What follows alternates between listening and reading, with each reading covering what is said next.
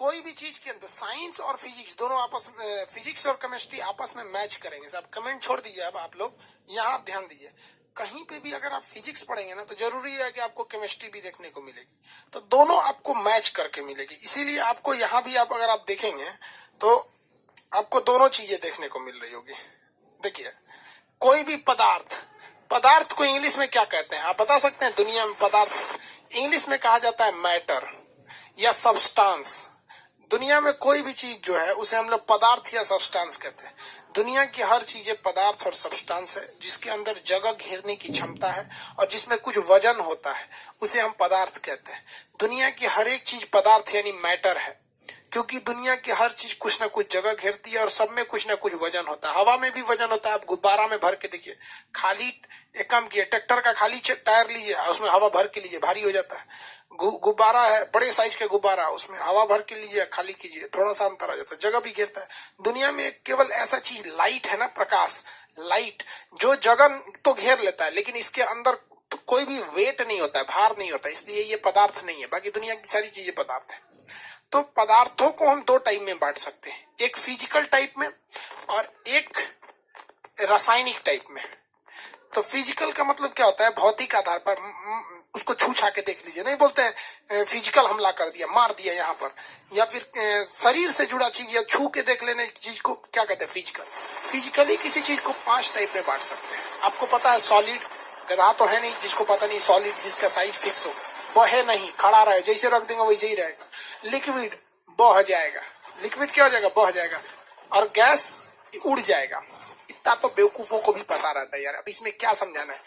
हर solid के अंदर के जो मॉलिक्यूल्स होते हैं काफी करीब करीब पकड़े रहते हैं, इसके थोड़े दूर दूर होते हैं और इसके बहुत ही ज्यादा दूर होते हैं।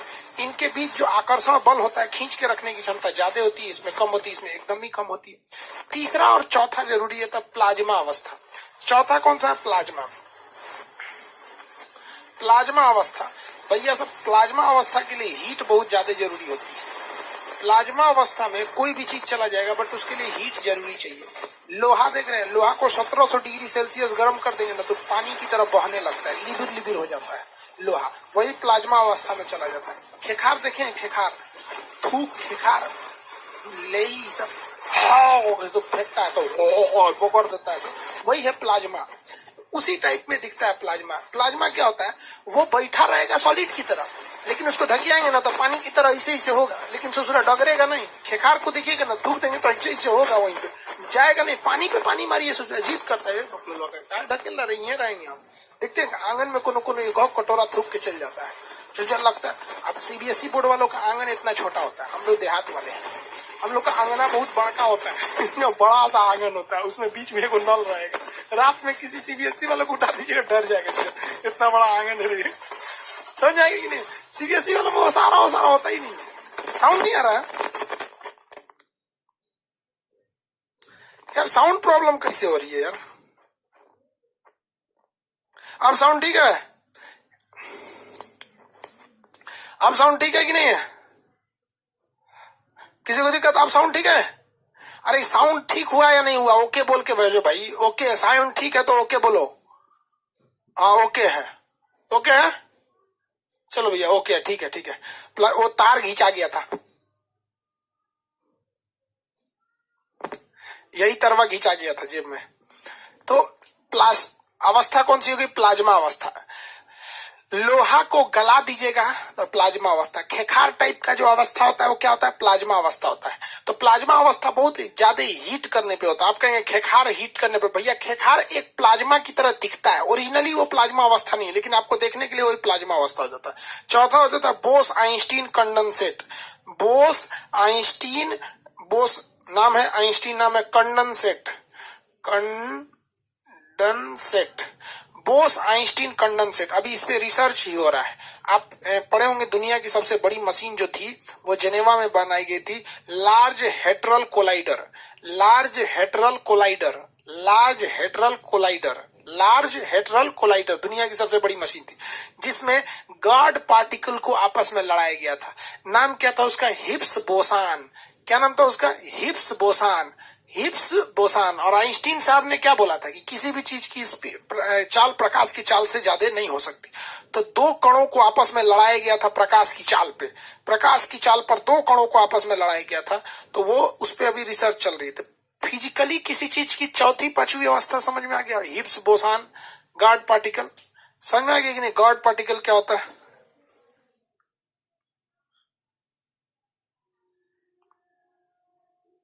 अभी तक चालू है प्लांट, हाँ अभी रिसर्च चल रहा है, लेकिन कुछ खास इस पे डेवलपमेंट देखने को नहीं मिला है। इस पे डेवलपमेंट देखने को नहीं मिला खास। और ये समझ में आ गया भौतिक अवस्था से। अब भैया हमको भौतिक यानी फिजिकल पढ़ना थोड़ी है, बस हल्का सा बता दिए आपको सॉलिड लिक्विड गैस वगैरह के बारे में। यहाँ पर इसमें एक और चीज होती है, सॉलिड लिक्विड गैस, इन तीनों में आपको क्या देखना है भैया? सॉलिड लिक्विड गैस में ये पूछता है कभी कभी, देखिए जैसे सॉलिड क्या होता है, गैस क्या होता है, इन सबको तो पता ही है ना आप लोग को। अब बताएंगे ध्यान से। लगभग लगभग 0 केल्विन पानी ऐसा चीज है जो तीनों में जा सकता है। पानी क्या हो सकता है? तीनों में जा सकता है। ठोस, जब बर्फ रहेगा तो ठोस रहेगा, पानी बन गया तो द्रव हो गया, भाप बन के उड़ सकता है। तरक बिंदु किसे कहते हैं? वैसा पॉइंट जिस पर क्या रहता है भैया?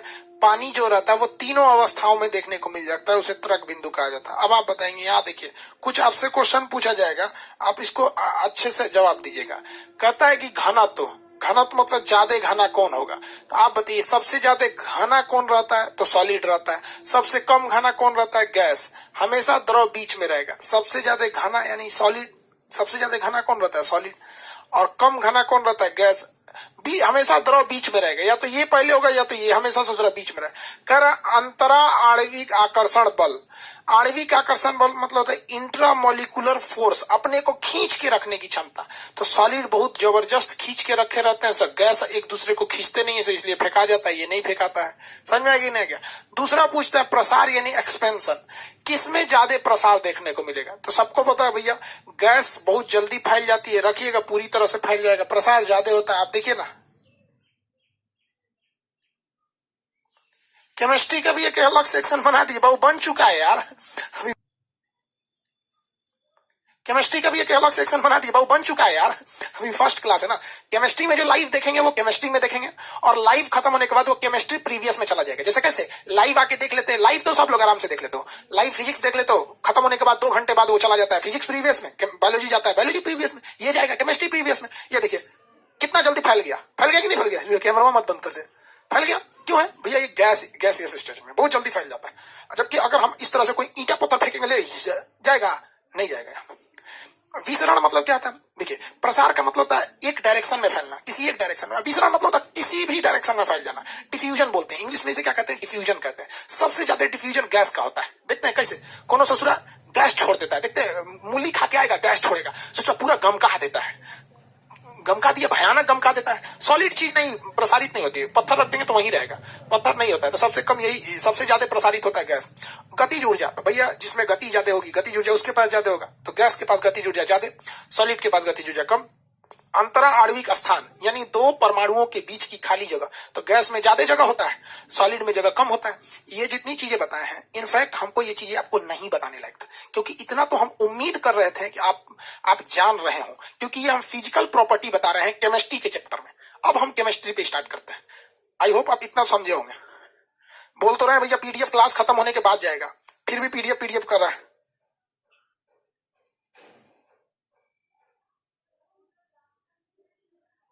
अच्छा ग्रीन बोर्ड यूज करें?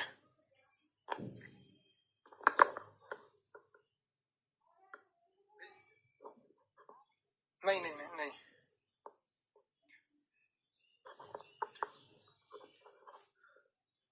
चलो भैया अब हम आते हैं केमिस्ट्री वाले पे। लड़का कह रहा है कि सर ग्रीन बोर्ड पे पढ़ाइए। ठीक है भैया ग्रीन बोर्ड पे ही पढ़ाएंगे, ये बस आपको दिखाने के लिए कि ये पीडीएफ है आपका। अब हम केमिस्ट्री में कई चीजों के बारे में पढ़ना है, कार्बनिक पदार्थ, अकार्बनिक पदार्थ, शुद्ध पदार्थ, कई टाइप में होते हैं सब, प्लाज्मा अवस्था, ये सब देख लिया आप लोग।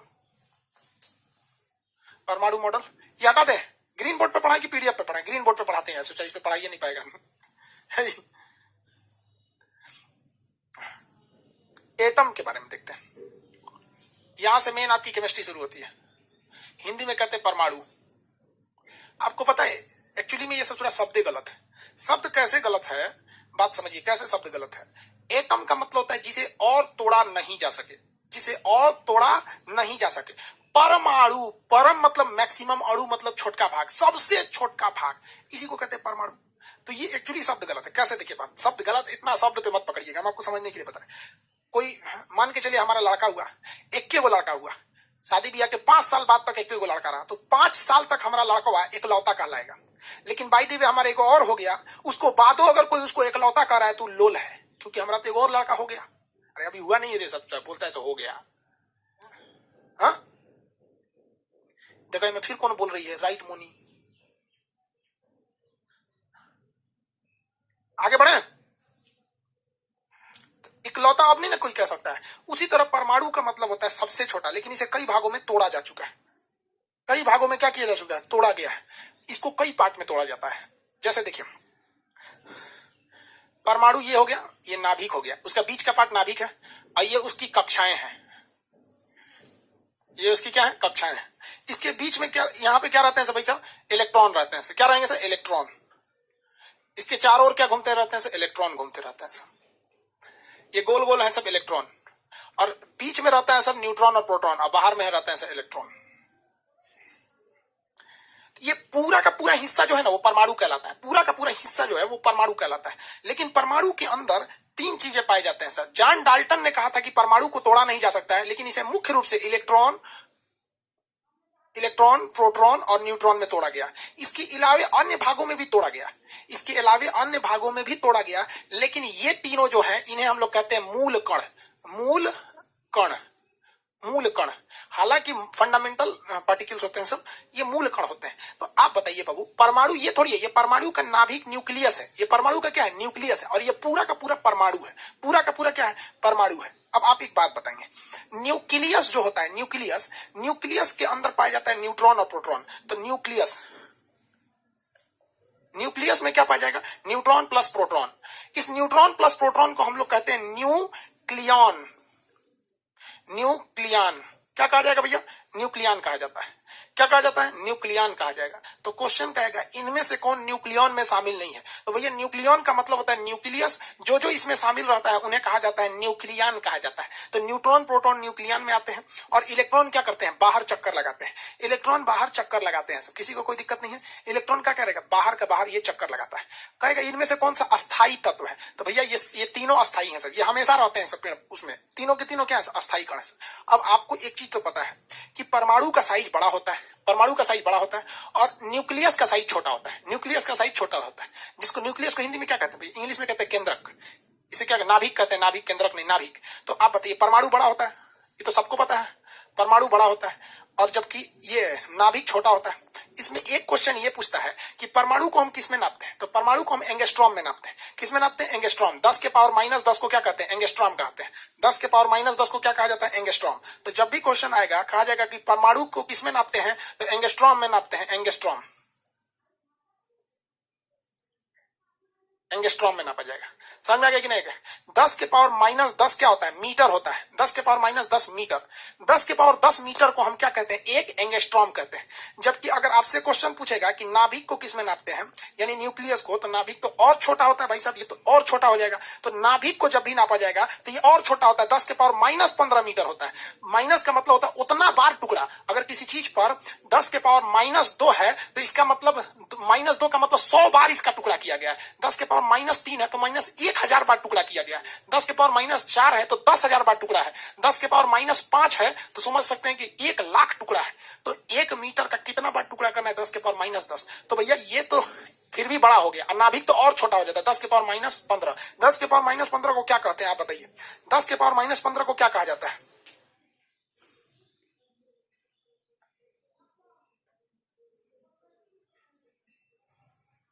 एसके मिश्रा कर रहे हैं कि सभी से, सब लोग से अनुरोध है कि सर को बोलिए स्टैटिक जीके पढ़ाएं। मतलब आपको क्या लगता है सर को नहीं पता है। एसके मिश्रा कर रहे हैं सब लोग बोलिए। अरे भाई आप बोलिए चाहे नहीं बोलिए, हमारी भी तो जिम्मेदारी बनती है। हाँ फर्मी बोलते हैं, वेरी गुड, फर्मी बोलते हैं। तो फर्मी बहुत छोटा होता है, फर्मी बहुत छोटा होता है, 10 के पावर माइनस 15 टुकड़ा होता है, माइनस 10 टुकड़ा है। तो नाभिक को जब भी नापा जाता है फर्मी में नापा जाता है, जबकि परमाणु को जब भी नापा जाता है एंगस्ट्रॉम में नापा जाता है। परमाणु को किस में नापा जाता है, एंगस्ट्रॉम में नापा जाता है, और नाभिक को किस में नापा जाता है, फर्मी में नापा जाता है। कंफर्म हो गया। किसी को कोई दिक्कत नहीं है?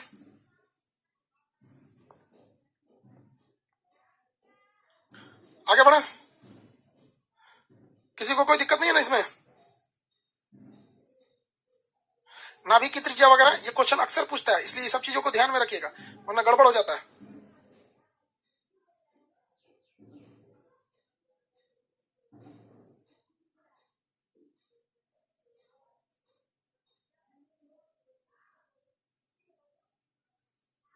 चलिए आगे देखते हैं।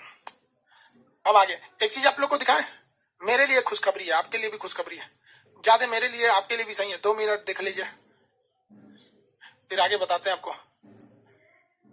पहचान रहे हैं कौन है? अरे भाई सब कितने लोग पहचान रहे हैं? भाई हम ही है, दिख रहा है?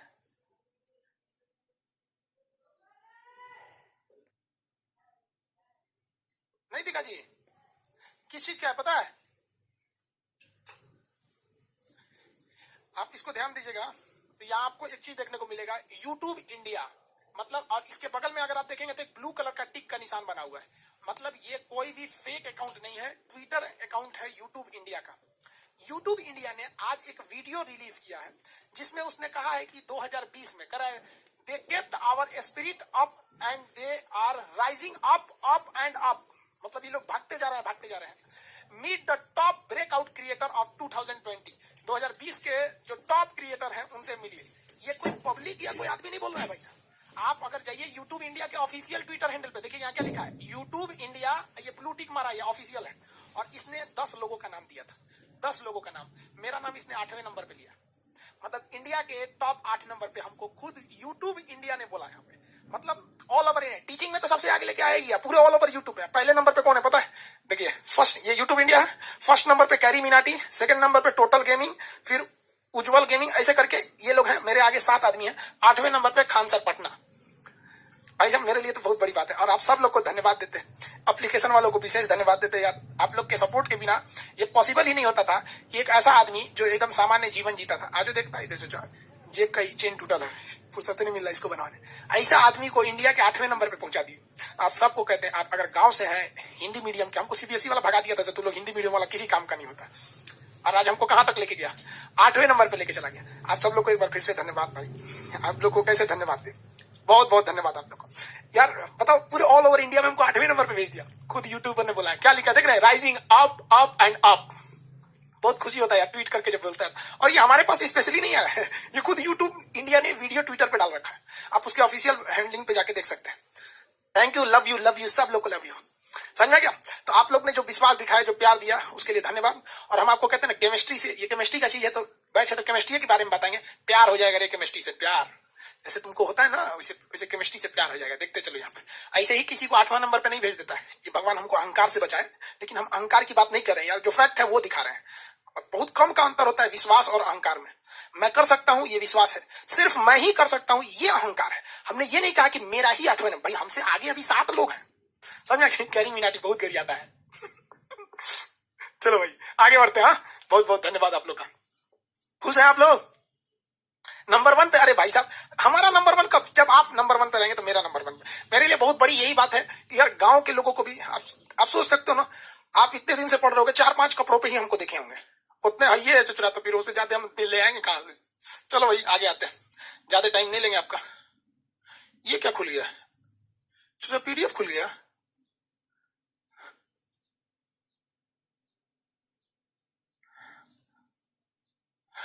चलिए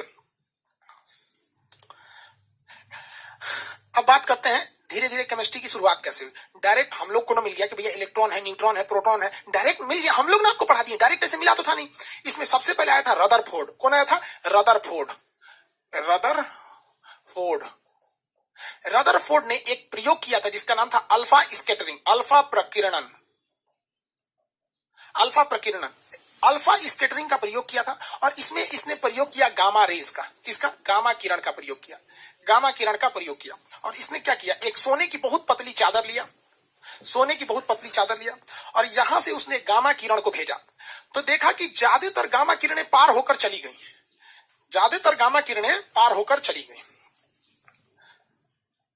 मतलब जितने 90% जो थी, 90% इस सोने की किस चीज का ये था परमाणु था, ये सोना का परमाणु, सोना, अरे जो महिला पहनती है सोना का परमाणु, सोना का परमाणु था। सर जी ऑनलाइन पार्टी तो बनती है यार, ऑनलाइन पार्टी देते, देखो केमिस्ट्री में तुमको पार्टी देते हैं, पढ़ो पढ़ो, देखो यहाँ पार्टी आएगा, ये भी पार्टी से कम नहीं है, तब मजा आता है केमिस्ट्री पढ़ने में। देखो तो उसने परमाणु लिया, अब आपको ये लग रहा है ना परमाणु है यार, परमाणु का शकल देख लो हमेशा, जब भी परमाणु परमाणु एटम एटम बोलेंगे ना तो ये शकल आनी चाहिए, खूब ज्यादा लच्छादार रहेगा, बीच में एक नाभिक रहेगा। तो रदरफोर्ड ने क्या किया, उसने देखना चाहा कि परमाणु में क्या है, तो किसी चीज को देखने के लिए अच्छा रास्ता पेनिट्रेट कर दीजिए, पेनिट्रेट मतलब छेद के जाइए उसमें, तो देखा कि सोचो 90% तो निकल गया। तो रदरफोर्ड ने सिद्धांत दिया कि परमाणु का अधिकांश भाग खोखला है, क्या है, खोखला है, और कहीं में 90% तो चीर के निकल गया, 90% तो चीर के निकल गया, इसलिए परमाणु का अधिकांश भाग खोखला है। दूसरा उन्होंने क्या देखा, उन्होंने देखा कि जो किरणें बीच से गई जा रही हैं वो भाग जा रही हैं साइड में, कहां भाग रही हैं भाई, साइड में भाग रही हैं। तो उन्होंने देखा कि लगभग 9% किरणें डाइवर्ट कर गई, मतलब कोई है जो उसको ढकेल दिया साइड में। तो उन्होंने कहा कि ससुरा अल्फा किरण जो होता है, क्या होता है, अल्फा किरण जो होता है पॉजिटिव होता है, अल्फा किरण जो होता है वो पॉजिटिव होता है, फिजिक्स में आपको पढ़ना है, जस्ट हीट के बाद लाइट चैप्टर वहां पढ़ाएंगे आपको। तो अल्फा किरण पॉजिटिव होता है और इसको किसी ने लात मार के ढकेला है, इसका मतलब आप बताइए कि जो यहां बैठा है वो पॉजिटिव होगा कि निगेटिव होगा। अल्फा किरण पॉजिटिव होती है, जो किरणें इस पे डाला था रदरफोर्ड, वो बताइए जब ये बाहर भागा है पॉजिटिव किरणों को डाइवर्ट किया है, तो यहां अंदर पॉजिटिव होगा कि निगेटिव होगा, जल्दी कमेंट कीजिए। Positive, very good, very good Siddharth Singh, very good, positive होगा। अरे निगेटिव कैसे होगा यार, एक बात बताओ यार, ये पॉजिटिव किरण है, ये पॉजिटिव किरण है, अगर यहाँ निगेटिव रहता तो खींच लेता, भगाता क्यों, खींच लेता ना, भगाता क्यों, यहाँ पर खींच लेता, वो भगा दिया है, इसका मतलब भगाया है तो बीच का चीज प्लस है, बीच का चीज प्लस है, बीच का चीज क्या है, प्लस है। रदरफोर्ड धीरे धीरे वैज्ञानिक बनते जा रहा है, देखिए इसके बाद उसने क्या किया रदरफोर्ड कि एकदम ससुरा बीचवे में ठूस दिया है, किरण को बीचवे में ठूसा न तो टकरा के वापस चला आया, बीचवा में जब ठूसा तो टकरा के वापस चल गया, कई सोच टकरा के वापस क्यों आया, इसका मतलब ये हुआ कि परमाणु का बाहरी भाग खोखला है लेकिन अंदर का भाग खोखला नहीं है, याद रखिएगा, इसका मतलब यही हुआ कि परमाणु का बाहरी भाग खोखला है लेकिन अंदर का भाग खोखला नहीं है। उसने अंदर वाले इस भाग को बोला नाभिक, अंदर वाले इस भाग का नाम क्या बोला, नाभिक रख दिया, क्या नाम रखा, नाभिक रखा, और कहा कि जो नाभिक होता है वो पॉजिटिव चार्ज होता है, नाभिक क्या होता है, पॉजिटिव चार्ज होता है, और नाभिक साथ में साथ क्या होता है, ठोस होता है। अब देखिए ठोस कैसे, क्योंकि ठोस नहीं रहता, खोखला रहता तो पार हो जाता, तो जो बीच से गया है टकरा के आया है इस बेसिस पे कह दिया ठोस होता है। पॉजिटिव कैसे बोला, क्योंकि कुछ पॉजिटिव किरणें इसके पास से दूर भाग रही थी इसलिए पॉजिटिव बता दिया, और बीच वाले का नाम इसने कह दिया नाभिक होती है। तो न्यूक्लियस की खोज किसने किया था, रदरफोर्ड, न्यूक्लियस की खोज किसने किया, रदरफोर्ड ने, यहां तक में किसी को दिक्कत नहीं है, न्यूक्लियस की खोज रदरफोर्ड ने किया था, लेकिन रदरफोर्ड अपने जीवन में यही गलती कर बैठे और दूसरों को मौका दे दिए, आप भी दूसरों को मौका मत दीजिएगा। रदरफोर्ड के बाद आया था गोल्डस्टीन, कौन आया था, गोल्डस्टीन, गोल्डस्टीन ने कहा कि रे रदरफोर्ड वाह कौन सी खोजा है रे, तो रदरफोर्ड कहा कि हम नाभिक खोजे हैं, नाभिक, कहा कि है का, रदरफोर्ड के बाद जो गोल्डस्टीन आया ना, कौन आया, गोल्डस्टीन, गोल्डस्टीन, क्या किया, नाभिक को इसे खखोर के देखने लगा, खखोर के मतलब समझते, जब पकड़ के देखने लगा, सोच रहा कौन ची है रे, इसको खखोर के देखने लगा, जब उसको खखोर के देख रहा था ना नाभिक को, तो उसमें से कुछ चीज मिला इसको, तो इसको इसे खखोर के देखा, निकाला, कह रहे रदरफोर्ड, रदरफोर्ड है ना, तो भाई कौन ची है, कहा कि काज नहीं कौन ची, कहां से मिला है, कह रहा कि तोरे नाभिकवा में से मिला था, वही में से, कहा कि तुरी की क्या मिला था, तो गोल्डस्टीनवा खुश हो गया, हमरो वैज्ञानिक बन गए, हम एगो नया चीज खोज दिए, हम भी नया चीज खोज दिए, प्रोटॉन खोज दिया, क्या खोज दिया, प्रोटॉन खोज दिया। लेकिन ससुरा गोल्डस्टीन वो लोल था, वो कहता है कि हम नया चीज खोजे हैं, नया चीज खोजे हैं, रदरफोर्डवा उठा तो नाम रख दिया प्रोटॉन, तो प्रोटॉन को खोजा था गोल्डस्टीन लेकिन नाम रखा था रदरफोर्ड, प्रोटॉन को खोजा कौन, गोल्डस्टीन, नाम रखा था, किसने नाम रखा, रदरफोर्ड ने नाम रखा, समझ में आ गया। अल्फा स्कैटरिंग में गामा रेज क्यों हुआ, सबसे ज्यादा पेनिट्रेशन पावर, छेदने की सबसे ज्यादा क्षमता गामा की होती है, इसीलिए उसने गामा का प्रयोग किया था, सबसे ज्यादा क्षमता उसमें गामा क्या होती है इसलिए लिया था। आगे बढ़े, बताइए, प्रोटॉन की खोज गोल्डस्टीन किया था। ये बताओ यार, रदरफोर्डवा बोका था ससुरा, बोका, बड़का बोका, अरे खोजले रहता तो हमको कितना आराम से पढ़ा देते, यहाँ नौटंकी करो, गोल्डस्टीन खोजा, रदरफोर्ड नाम रखा, अरे ससुरा, रदरफोर्ड तो बोक था ही ससुरा, गोल्डस्टीन वो बोके निकला, खोज के चल दिया, खुश हो गया, ओ माय गॉड हम प्रोटॉन खोज दिए, प्रोटॉन खोज, एक एगो दोस्त था चैंडविक, क्या नाम था, चैंडविक, क्या नाम था, चैंडविक, चैडविक नाम था। ये कहा कि कौन सी खोजा है रे गोल्डस्टीन, कहा कि वही में से खखोर रहे थे ना तो कुछ निकला है, तो चैडविक को जाकर में खखोरने लगा, ये कौन सी है रे, ऐसे खखोर खखोर के निकाला उसमें, गोल्डस्टीन को दिखाया, तो देख तो ये प्रोटॉन है क्या, कहा कि ना ये तो कोई दूसरा चीज है, तो चैडविक क्या दूसरा चीज है, हम वो वैज्ञानिक हो गए, वो नाम रख दिया न्यूट्रॉन, क्या नाम रख दिया? न्यूट्रॉन। ले ससुरा यो वैज्ञानिक हो गया, खखोर खखोर के वैज्ञानिक बन गया। तो न्यूट्रॉन की खोज किसने कर दिया? चैडविक कर दिया। किसने कर दिया? चैडविक। अब चैडविकवा का एगो गोतिया में का एगो आदमी था, उसका नाम था जे थॉमसन। उसका नाम क्या था? J Thomson. ये बोका ससुरा महा बोका था, समझिए कैसे। ये बाहर खोज रहा था, कह रहा था कहाँ है प्रोटॉन, रहा है ये ससुरा प्रोटॉन बाहर खोज रहा था, कह रहा था न्यूट्रॉन कहाँ है, न्यूट्रॉन कहाँ है, प्रोटॉन का। ये बोकवा को मिल ही नहीं रहा था, लेकिन इसको यहाँ एगो दूसरा चीज मिल गया। ये खोज के उखाड़ के ले गया चैडविक को। ये चैडविक चैडविक देख तो ये न्यूट्रॉन है। चैडविक को कहा न्यूट्रॉन तो ना ही। तो गोल्ड स्टीन को कहा देख रहे ये प्रोटॉन है। कहा प्रोटॉन नहीं है, कहां से मिला है? कह रहा बार बार घूम रहा था। कहते बार बार घूम रहा था। तो थॉमसन पूछा तुम दोनों को नहीं पता है? इसका मतलब हम भी वैज्ञानिक। इसका नाम रख देते हैं इलेक्ट्रॉन है। इसका नाम रख दिया इलेक्ट्रॉन हो गया। Electron, proton, neutron. आपको पता है ये तीनों वैज्ञानिक को जन्म देने का एक और एक कारण था रदरफोर्ड का सुस्त होना। क्योंकि रदरफोर्ड जब पेनिट्रेट करके छेद करके नाभिक तक पहुंच गया था तो वह थोड़ा और मेहनत कर देता तो चैडविक की जरूरत नहीं पड़ती, गोल्डस्टीन की जरूरत नहीं पड़ती, जे थॉमसन की जरूरत नहीं पड़ती। हम अकेले पढ़ाते कि चारों खोज इसी ने किया, समझना।